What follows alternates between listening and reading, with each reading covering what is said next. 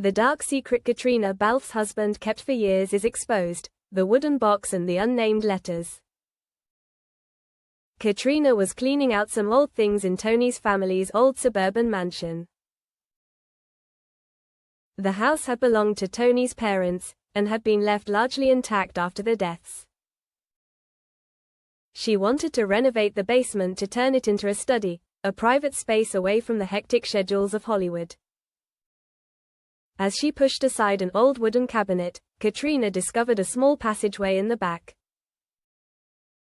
Curious, she turned on her flashlight and entered. The passageway led to a small room, perhaps a storage room for family belongings from decades ago.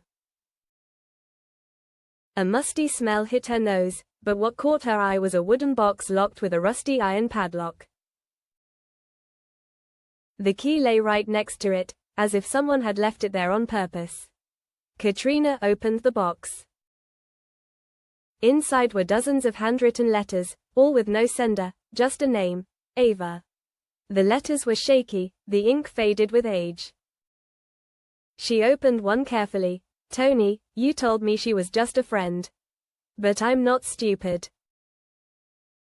I saw the marks on your shirt. I saw the change in your eyes every time she called. You lied, and I'm tired of it. I'm pregnant. And I know you'll never choose me. But if you don't come back, I'll tell you everything."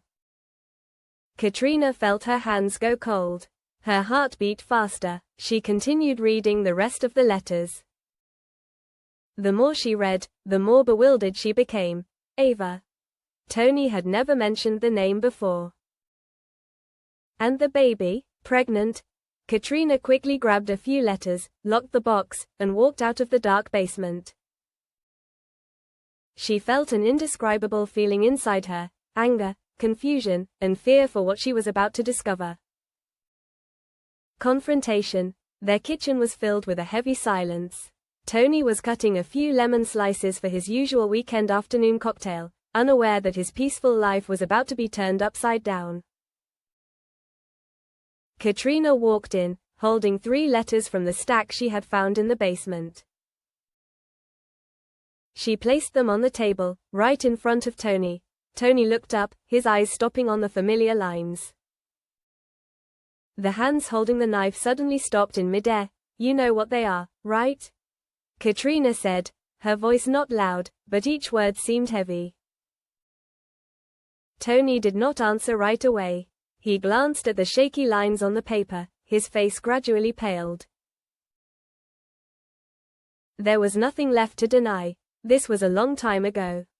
He said, his voice hoarse. "Where did you find it?" "A room in the basement. I wanted to renovate it, but it seems, what I found was a part of you that you tried to hide." Caitriona crossed her arms, standing straight, her eyes boring into the face of the husband she once trusted completely. "Who's Ava? And what about the baby?"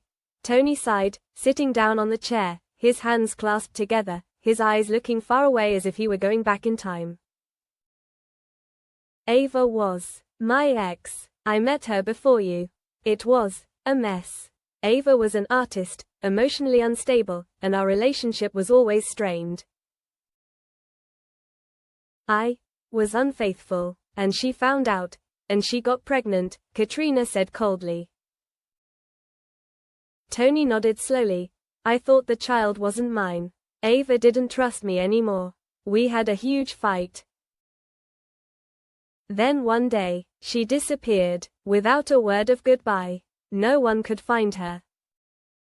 "Did you look for her?" Caitriona clenched her hands, feeling the cracks spreading in her heart. "Yes, I hired someone to look for her.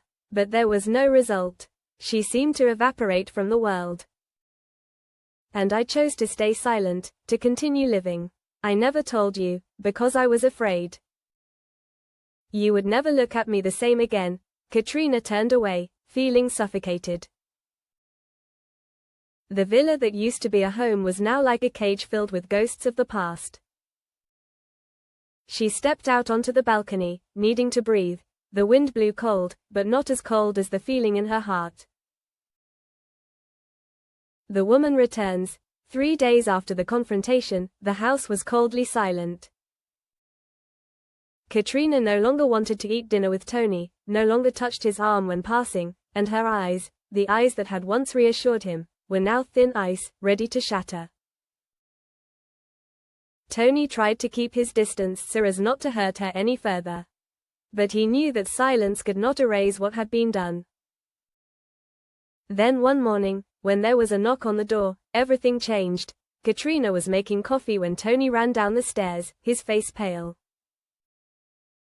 Outside the door stood a woman, long brown hair, thin, tired but fierce eyes. She looked as if she had been through a world of pain. "Hello, Tony," the woman said, softly but firmly. Tony was stunned. Caitriona stepped behind him, knowing immediately who the woman was. "Ava. I think it's time I came back," Ava continued, her eyes shifting to Caitriona. "I didn't come here to ruin your life.